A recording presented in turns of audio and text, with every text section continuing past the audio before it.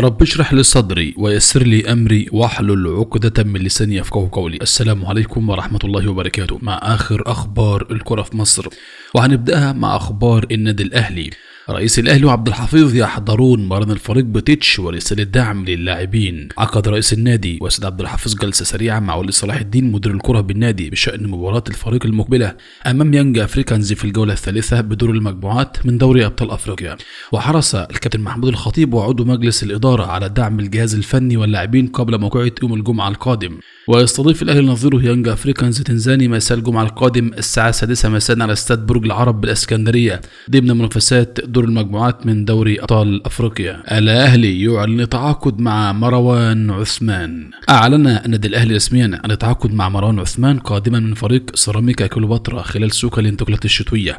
وجرى التعاقد مع مروان عثمان الشهير بأوتاكا على سبيل الإعارة لمدة 6 شهور تنتهي بنهاية الموسم الجاري بدون وجود بند نية الشراء. ونشرت صفحة النادي الأهلي عبر منصة التواصل الاجتماعي فيسبوك صور لمروان عثمان وكتبت عليها رحلة جديدة بقميص نادي القرن الأفريقي. وجاءت الصفقة بناء على رؤية الدنماركي ستورب المدير الفني للأهلي الذي طلب تدعيم الأحمر بصفقات قوية. مؤتمر صحفي لتورب وكابتن الأهلي غدا للحديث عن مباراة يانج أفريكانز. يحضر المؤتمر الصحفي كل من يستورب المدير الفني وكابتن الفريق للحديث عن رؤيتهم للمباراة ورد عن أسئلة وسائل الإعلام المختلفة. وكشف المدرب الدنماركي أيضا استعدادات فريقه وجاهزيته للموقعة المرتقبة في ظل المنافسة بين الأهلي ويانج أفريكانز على صدارة المجموعة. ويؤدي الأهلي مران الختامي في 4 الظهر غدا الخميس على استاد الجيش ببرج العرب من أجل التجهيز لهذه المباراة في حضور جميع اللاعبين بعد اكتمال صفوف الفريق وعودة اللاعبين الدوليين بعد انتهاء مشاركتهم في كأس الأمم الأفريقية. مران الأهلي مفتوح غدا 15 دقيقة أمام وسائل الإعلام. 15 دقيقة لوسائل الإعلام في مران الأهلي غدا. ومن المنتظر أن ينطلق المران في 4 عصرا على استاد الجيش ببرج العرب. وسيجري السماح لوسائل الإعلام المختلفة بحضور 15 دقيقة وفقا للوائح الاتحاد الأفريقي الكاف حسم مصير ثلاثي الأهلي من مواجهة يانج أفريكانز في دوري أبطال أفريقيا. يعاني 3 لاعبين في النادي الأهلي من إصابات مختلفة. أصيب أشرف بن شرقي بتمزق في العضلة الخلفية بينما يعاني محمد شريف من جزع في الرباط الداخلي للركبة. ويواجه ياسر إبراهيم آلاما في الظهر بعد مشاركته مع منتخب مصر ما بعده عن مباراة تحديد المركز الثالث والرابع. وأفاد مصدر من داخل الأهلي أن محمد شريف شارك في تدريبات الأهلي الجماعية بشكل طبيعي وأصبح جاهز للمشاركة أمام يانج أفريكانز. فيما بدأ أشرف بن شرقي تدريجيا العودة للتدريبات بعد تعافيه من الإصابة على أن يكون قرار مشاركته في المباراة النهائي متروكا للمدرب يستورب. جاهزية ياسر إبراهيم لمواجهة الأهلي ويانج أفريكانز. وأضاف المصدر أيضا أن ياسر إبراهيم صخرة الدفاع يخوض تدريبات الفريق الجماعية اليوم مع بقية اللاعبين الدوليين بعد حصولهم على راحة بعد انتهاء مسابقة الأمم الأفريقية ليصبح اللاعب جاهز أيضا للمواجهة أمام يانج أفريكانز. في حضور والدته تطورات مثيرة بملف رحيل جراديشار عن الأهلي. شهدت الساعات الأخيرة تطورات مثيرة في ملف رحيل المهاجم السلوفيني جراديشار عن صفوف النادي الأهلي خلال فترة الانتقالات الشتوية، وذلك في ظل رغبة المدير الفني الدنماركي ستورب في الاستغناء عن اللاعب والتعاقد مهاجم أجنبي بديل.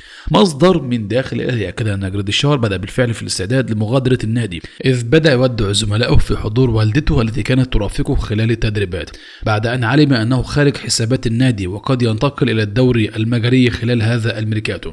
مصدر من داخل الأهلي أكد أن إدارة الأهلي أبدت دهشتها من تصرف اللاعب مشيرة إلى أنه يظل مع الفريق على الأقل حتى مواجهة يانج أفريكانز المقبلة في دوري أبطال أفريقيا على أن يتحدد مصير رحيله بعد حسم صفقة مهاجم جديد. كما كشف المصدر أيضا أن مستقبل جراديشار مرتبط بشكل مباشر بصفقة المهاجم الجديد وأنه لا يمانع الرحيل إلى الدوري المجري. وأبلغ والدته بأن مغادرته لمصر قد تتم بالفعل خلال يناير الجاري. يوسف بالعمري يصل مطار محمد الخامس استعدادا للسفر للقاهرة. شهد مطار محمد الخامس بالدار البيضاء وصول المغربي يوسف بالعمري لاعب الأهلي الجديد استعدادا للسفر للقاهرة والانضمام رسميا إلى صفوف الفريق قبل المواجهة المرتقبة أمام يانج أفريكانز. ويبدأ يوسف بالعمري رحلته مع المارد الأحمر والتواجد داخل جدران الملعب مختار تيتش بعد تعاقد معه قادما من الرجاء المغربي لمدة 2.5 موسمين مع إمكانية تمديد لموسم إضافي. ومن المنتظر أن يصل اللاعب إلى القاهرة خلال الساعات المقبلة لتعزيز الجبهة اليسرى للأهلي. وكان وصول بالعمري قد أخر بسبب مشاركته مع منتخب بلاده المغرب. من جانبه قال الإعلامي أحمد شوبير أن الدنماركي ستورب المدير الفني للأهلي لم يكن مقتنعا بإمكانيات يوسف بالعمري معتبرا أنه لا يلبي الطموحات الفنية التي يسعى إليها. وكان يفضل التعاقد مع ظهير أيسر بمستوى أعلى. وأشار أيضا شوبير إلى أن يستروب أبدى اعتراضا واضحا على الصفقة في بدايتها، لأن إدارة الأهلي تمسكت بوجهة نظرها وأصرت على إتمام التعاقد، مؤكدة ثقتها في قدرات اللاعب المغربي، وما دفع المدير الفني للموافقة في النهاية على أن يكون الفيصل هو الأداء داخل الملعب. 5 صفقات نارية في الأهلي بالميركاتو الشتوي، نجم عربي يقتحم القائمة. أنهت إدارة النادي الأهلي بالفعل التعاقد مع 5 لاعبين جدد لتعزيز عدة مراكز داخل الفريق. يأتي على رأسهم المدافع عمرو الجزار قادما من نادي البنك الأهلي، والمغربي يوسف بالعمر الظهير الأيسر لنادي الرجاء المغربي، إلى جانب مروان عثمان أوتاكا مهاجم سيراميكا كليوباترا، وأحمد عيد ظهير أيمن المصري البورسعيدي، فضلا عن هادي رياض مدافع بتروجيت. تطورات التعاقد مع مهاجم جديد. وفي سياق متصل، كشفت مصادر خاصة أن إدارة الأهلي دخلت في مفاوضات جادة مع الجزائري أحمد نذير بوعلي مهاجم نادي أوتو غيور FC المجري، ضمن سعيها لتدعيم مركز رأس الحربة خلال الميركاتو الشتوي الجاري، في ظل استمرار معاناة الفريق هجوميا واقتراب موعد غلق باب القيد. ويبلغ بن علي من العمر 25 عام، ويحمل الجنسية الجزائرية، وينشط في الدوري المجري، وتقدر قيمته التسويقية بنحو 900 ألف دولار، ويجيد اللعب بالقدم اليسرى، ما يجعله أحد الخيارات المطروحة بقوة على طاولة الأهلي لحل أزمة الهجوم خلال المرحلة المقبلة. موعد مباراة الأهلي ويانج أفريكانز في دوري أبطال أفريقيا والقنوات الناقلة.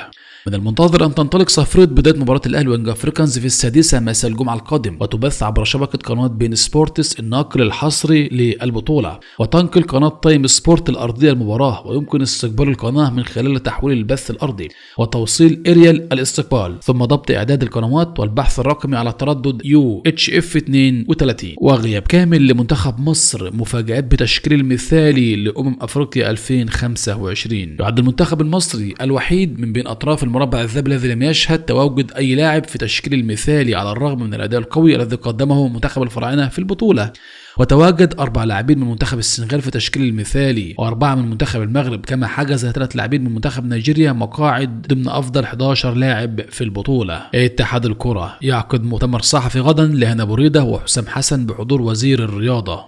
دعا الاتحاد الافريقي او دعا الاتحاد المصري عذرا لكرة القدم ممثلي وسائل الاعلام المختلفة لحضور المؤتمر الصحفي للمهندس هنا بوريدة رئيس الاتحاد المصري، وحسام حسن المدير الفني للمنتخب، وذلك بحضور الدكتور اشرف صبحي وزير الشباب والرياضة. ويعد المؤتمر او يعقد المؤتمر الصحفي يوم الخميس غدا بمقر الاتحاد المصري لكرة القدم.